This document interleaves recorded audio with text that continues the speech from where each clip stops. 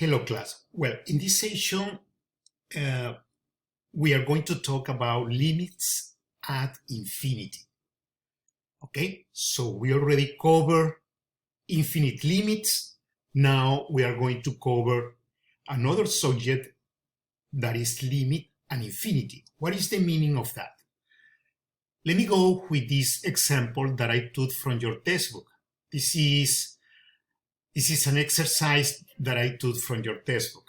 Okay, so let's consider this function g, that the curve that represents this function follows these two branches of light blue curves or lines that you see here.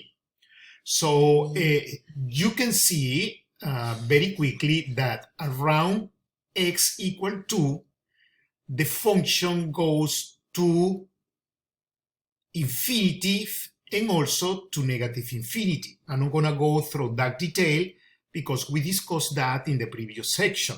So basically, the line x equal 2 is going to be on a vertical asymptote. That is something that we covered in section 2.4.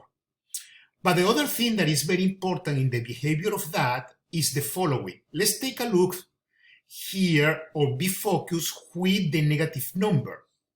If we look at the negative number, okay, whenever the independent variable goes larger and larger and larger in magnitude, let's say you consider values minus 1,000, then minus 2,000, then minus 1 million, or whatever, okay, those values in magnitudes are very big. When the independent variable goes to negative infinity, you can see that the branch of the function, of the curve that represents the function, goes very close to this line. This line in y represents a finite element. Okay, what is that element? Well, if you look here, you have 1, 2, and 3. So as the independent variable grows to very large negative number, the function is gonna go close and close to 3. So the value of the function is gonna be 3. What is telling to you that? That the limit of the function as x goes to negative infinity is gonna be 3. Well, this is what we call the limit at infinity. It's the behavior of the function, okay, when the independent variables goes to very large numbers anytime. In this case, negative very large numbers. Let's go to the other side. The other side, for instance, if you look now at very large positive numbers, so let's take a look of the independent variable, and now you're going to consider very large number, but positive. You can see that the curve that represents the function for each one of those numbers anytime goes close to this value. What is this value? If you see here in the vertical, that value is negative 1. So we say the limit of this function g when x is very large positive number, I mean, in other words, infinity, the limit is going to be negative 1. Okay? Because the values of the function at those numbers are going to be very close to negative 1.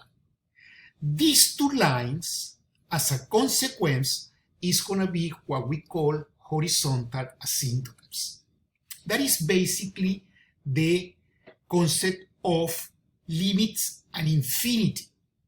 And the consequence of having limits and infinity is that we are going to have horizontal asymptotes, or some things that we're going to call later slant or oblique asymptotes. But we're going to see that in another example. So that is something that you need to keep in mind. If we are talking about of limits, infinite limits, then we may have vertical asymptotes. And if we are going to talk about of limit and infinity and that limit exists, what is the meaning of that limit exists? That the function is gonna go to a finite element, okay? Then we're gonna talk about horizontal asymptotes. And that's what you have here in your definition, okay?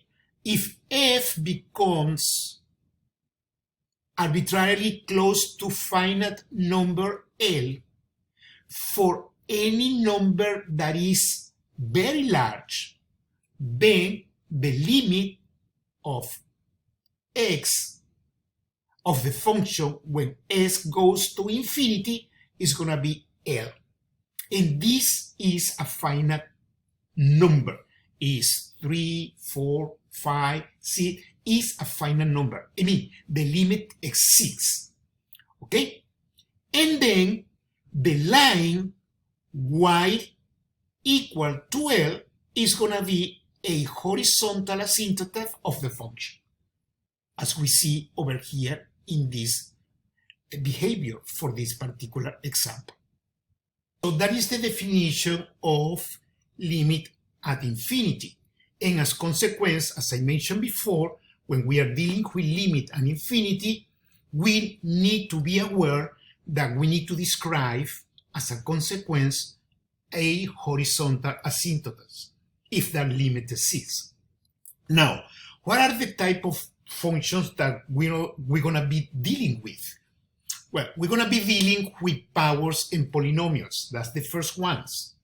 What happens with the limits at infinity when we have polynomials? When you have a polynomial that is something like this. For instance, this might be s to the 5th power, then x to the 4th power, and so on. Okay, so the maximum power degree is going to tell you about the limit of that polynomial. Okay, so always what you're gonna do, if you have a polynomial and you want to compute the limit at infinity of that polynomial, okay, what you need to do is to look at the maximum power degree. The corresponding limit at infinity is going to be a very large number. I mean, in neither case, that limit is going to be that limit is going to exist. It's going to be either infinity or negative infinity. Let's now check when it's going to be positive infinity and when it's going to be negative infinity. So you look in here at the maximum power degree. If the power is an even number, no matter what, you are looking very large positive number or very large negative number, the value of the function is going to be a positive number, a very large positive number, because we are dealing with a power that is even, it's an even number. I mean, 2, 4, 6, 8, whatever, but whatever is going to be an even number.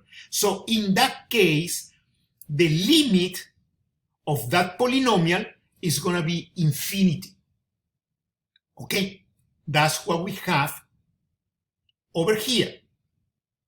Infinity. Now, consider that now n is going to be an odd number. Okay? If n is going to be an odd number, the situation is going to be different. The situation might be either positive infinity or might be either negative infinity. And that is going to depend with the sign of the leading coefficient. If the sign of the leading coefficient is positive, then the limit is going to be negative in the negative numbers. Okay? If the sign of the leading coefficient is negative, then the limit is going to be positive infinity in the negative number, and so on. So that's what you have over here. The limit is going to be driven by the maximum power together with the leading coefficient. Depending of the degree of the polynomial are also the sign of the leading coefficient an. That is something that you need to be aware. Okay? So, for instance, let me give you here an example very quickly, just to finish this part. Okay? Let me write down here. Let's say that for simplification, the polynomial is negative 5x to the fifth power. And you want to compute the limit when x goes to very large positive number, infinity. What is going to be that limit? Well, you're going to have very large positive number that rise to the fifth power is going to be also a very large positive number. But the point is that you are multiplying that very large number by negative 5. So this limit is negative infinity. Okay? Now, let's consider now that x goes to negative infinity. That you're going to look in the other side of the vertical axis. You're going to consider numbers that are going to be very large in magnitude, but they're going to be negative. So, what is going to happen? The power, the fifth power of a negative number, because 5 is an odd number, is going to be a negative number as well. Okay? But you are going to multiply that negative number by negative 5. So, what you're going to get? You're going to get a positive number.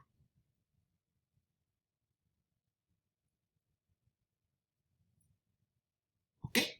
So, this is what you need to take into account. Now, this limit is going to be of the same as other limit like this. Let me give you an example. For instance, let's consider this power 10 the same minus 5x to the fifth. Let's put it here plus, I don't know, 3x cubed and some independent number 4. Well, the limit at infinity for this new polynomial is going to be exactly the same as this one. Why? Because you need to be focused only in the maximum power. So the limit at infinity of this P chapeau is going to be exactly the same as the one that we compute before, which is the polynomial P. Okay? So you need only to be focused in the maximum power degree. Okay? That is very important. So keep that in mind. Now, if the exponent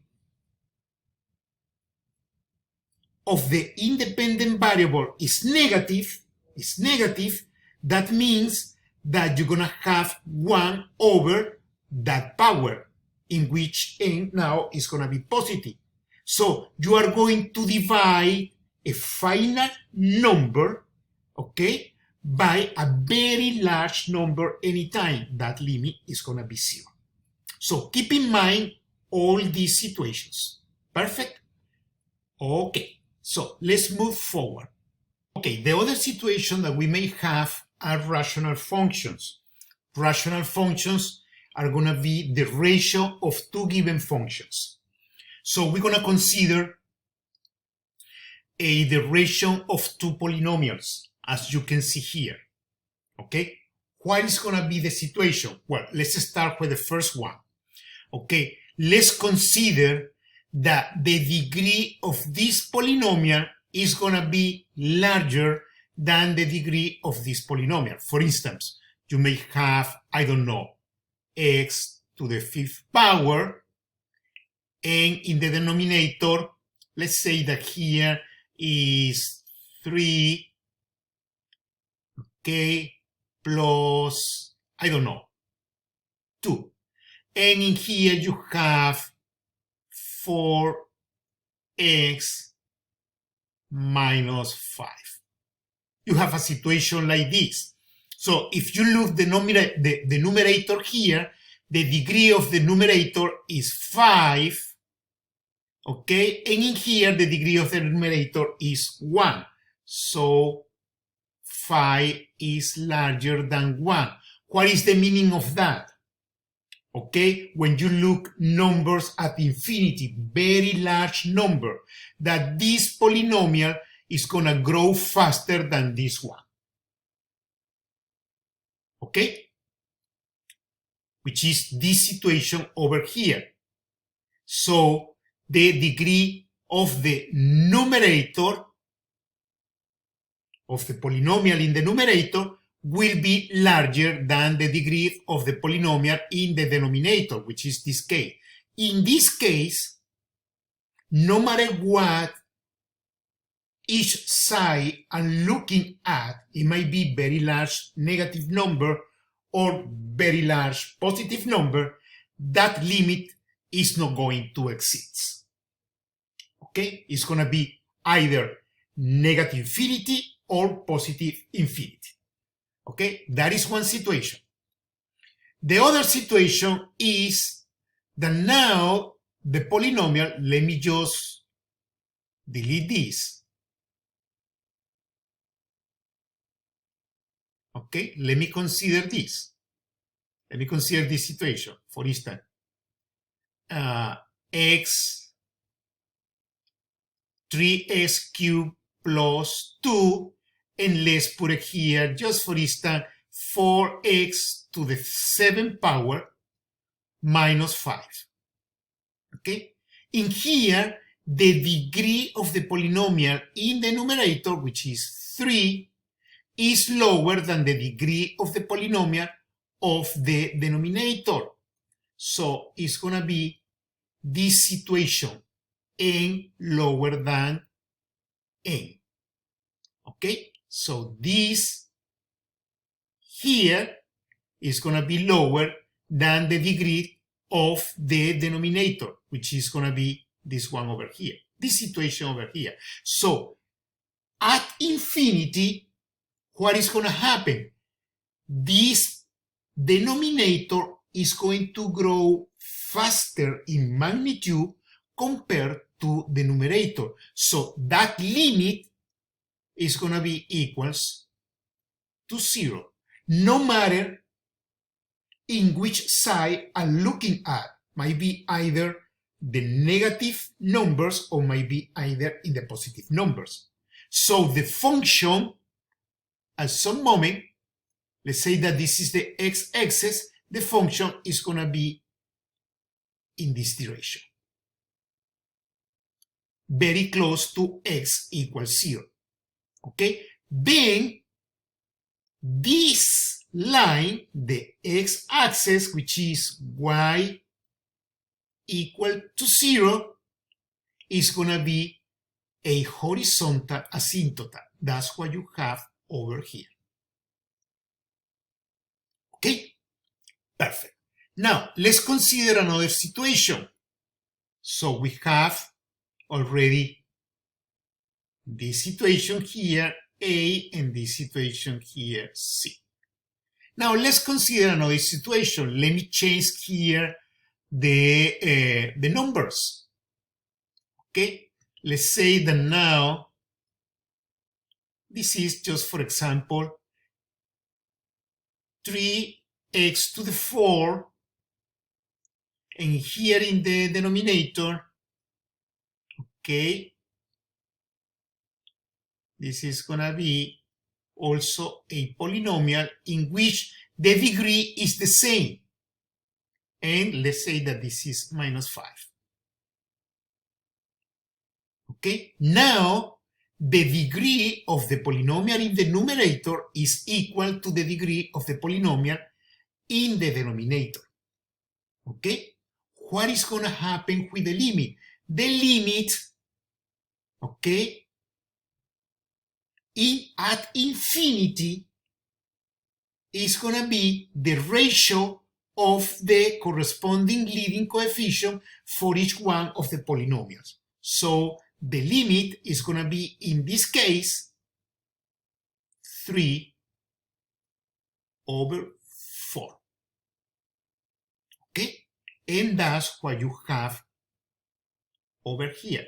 So at infinity, no matter what, I'm looking very large number, negative or very large positive number, the limit of the ratio of those two polynomials is going to be the ratio of the corresponding leading coefficient, which is 3 and 4.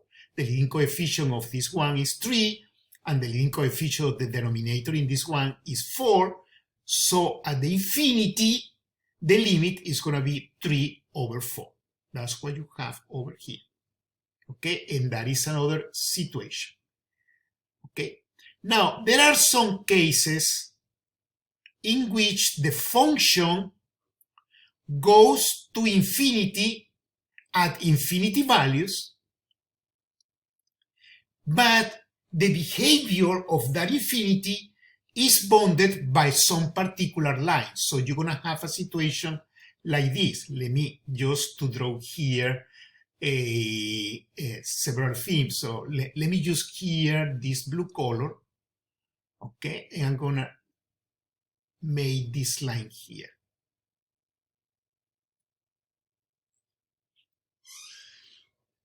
This is a line. Okay, and let me just to sketch the curve that represents some particular function. Might be something like this. And in here, I may have something like this. Okay? If you look at this situation, you're going to see that when you go to very large positive number or plus infinity, the curve goes to infinity value, but is bounded by this linear function that we have over here.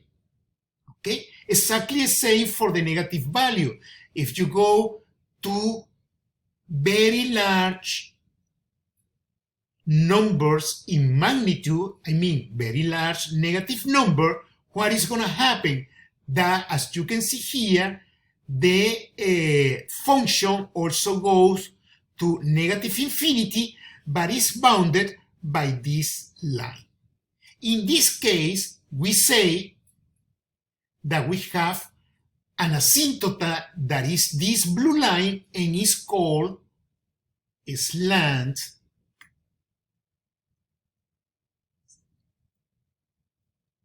asymptote. Okay? So in that case, we need to compute the limit for both sides of the horizontal axis. I mean, to plus infinity or to negative infinity. Check that the limit is going to be infinity, but also we need to compute this asymptote. Okay? And when is going to happen that? That is going to happen when the degree of this guy here, when the degree of this guy here n is going to be greater in 1 unit to the degree of the denominator. So for instance, n might be 5 and n might be 4. Okay, that is going to be this case. That's what it's telling to you here, in which n is going to be greater than m, but in 1 unit. Okay, for instance, if the degree of the denominator is 4, the degree of the numerator is going to be 5. Okay, so in that case, we need to check that the limit is going to be infinity. That is very easy. Okay, but also we need to provide in the solution or to describe the slang asymptote that we have over here in this one, over here, okay? So that is the other situation that we may have. So let me go to the red colors again, and this is this one, okay? So those are the cases that we may have. Perfect. And of course, whenever we are talking about limit and infinity, we are looking in behaviors. Why? Because it's the behavior at the end of each side of the horizontal axis. Very large negative number or very large positive numbers. Okay, well, it's enough of theory, and what I'm going to do in the next video, because I don't want to make those videos very large, I'm gonna do I'm going to show you some examples, and we're going to start with this one. Thank you.